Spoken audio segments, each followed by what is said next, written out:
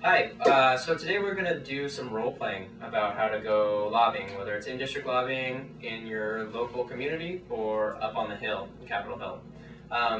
And so this is a generic lobbying video. We're going to do some role-playing, and then we're going to do some critiques, and all sorts of extra information that you want, or more specific how-to points, or background information, or talking points and scripts can all be found on the Americans for Informed Democracy website. So I'm Sam. I'm the impressionable young student who's going to be going lobbying, and I'm here with two seasoned lobbyists, veterans, if you will, of the ins and outs of how to make your point come across well and effectively in your meetings. So they're going to introduce themselves and give us some tips on what are some things that are best practices for lobbying. Okay, great. I'm Marceline, and I've lobbied on a range of issues on Capitol Hill and in district meetings. And I think some of the most important things to remember are when you're doing the meetings not to be intimidated. First of all, to realize you may not meet with a member of Congress, but you'll meet with their staffers, and that's just as important, if not more important, because a member of Congress can't be an expert on everything, so their staffers are the ones who are. And it's often young people, between 22 and 35 who are really briefing the congressperson on these issues. That's great. I'm Kate, and I've been lobbying for a while as well. I work for CARE. The only other piece of advice I would have for you, Sam, is before your meeting, I know you guys at Americans for Informed Democracy have a great website that tells you how to get a meeting set up, but you also should make sure that you have the time to do a little research on the member of Congress, understand where they're coming from on the issue. It'll make it easier when you walk into the meeting. And then make sure if you're going with a group of people that you have some time where you actually sit down and practice. We're going to do role plays here in a second that you'll sort of give an example of what it's like. And you want to do that with the group of people that you're going to go in with. Make sure everybody knows which talking point they're in charge of and how to do the messaging. Cool. Okay? All right, shall we role play? We shall. That's good. Everybody, hands in, and break!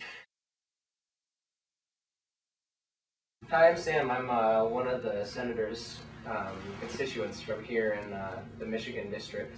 Hi, Sam. It's great to meet you. Nice to meet you too. Thanks so much for taking the time to Oh, sit my down. pleasure. No, I've got plenty of time today. It's been kind of a crazy week with some other bills that we were working on, but today things are a little bit more relaxed. We had a cake out there in the front room. Did you have any? No, I didn't. Oh, you should totally have some when you go on the way out. There's plenty, and we definitely don't want to be eating all of it. So yeah, no, I have plenty of time. So it's great to talk to you. Where are you from in Michigan? I'm from Kalamazoo. Oh, really? Yeah. I love that area. I went to school there. Yeah, so Did you? I'm in school? school, and that's one of the reasons that I came to talk to you today is because I've been What are you studying? I've been studying an issue that has to do with education. Mm-hmm. I'm an education major, and so one of the things are you going to teach, or what are you going to do? Well, hopefully I'd like to, but one of the things that I'm really concerned about is just how there isn't enough money, I don't think, currently being allocated for education, not only in this country, but around the world. Mm-hmm. And so there's a bill being proposed in Congress called the Education for All Act. Mm-hmm. And I wanted to come in and talk to you a little bit about it and see whether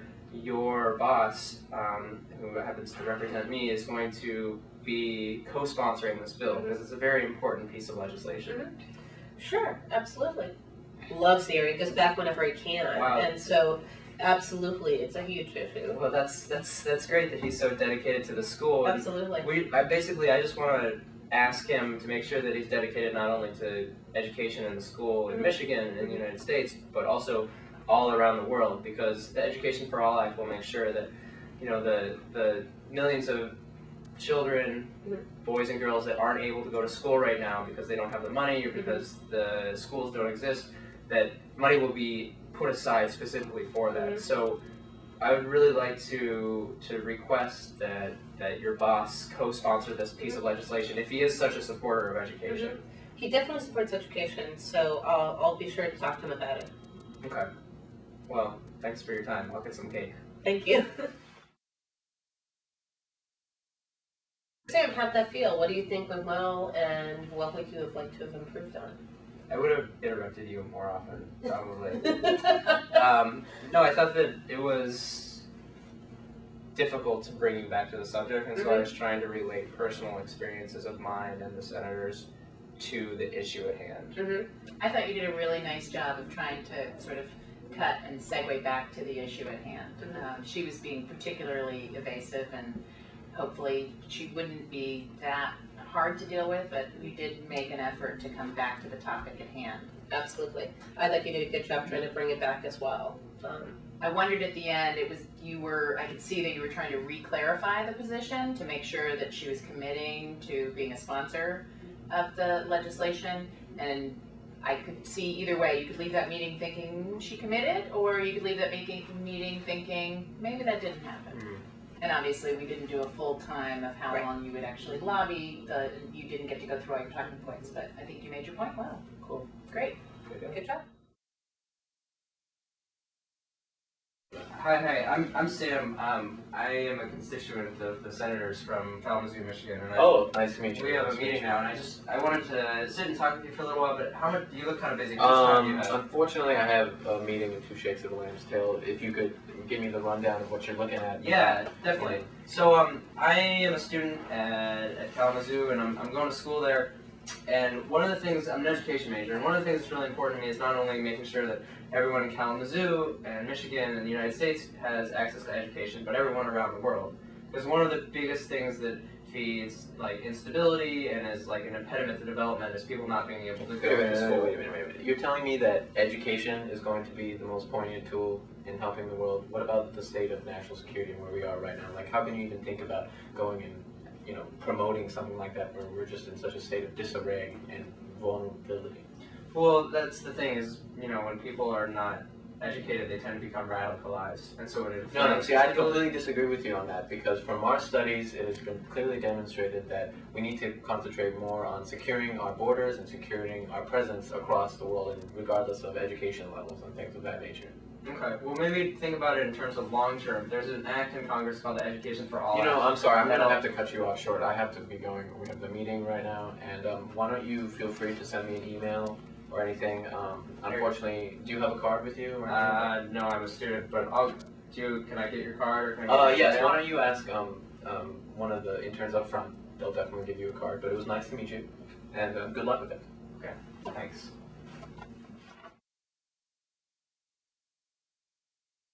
So we're debriefing now. Yes.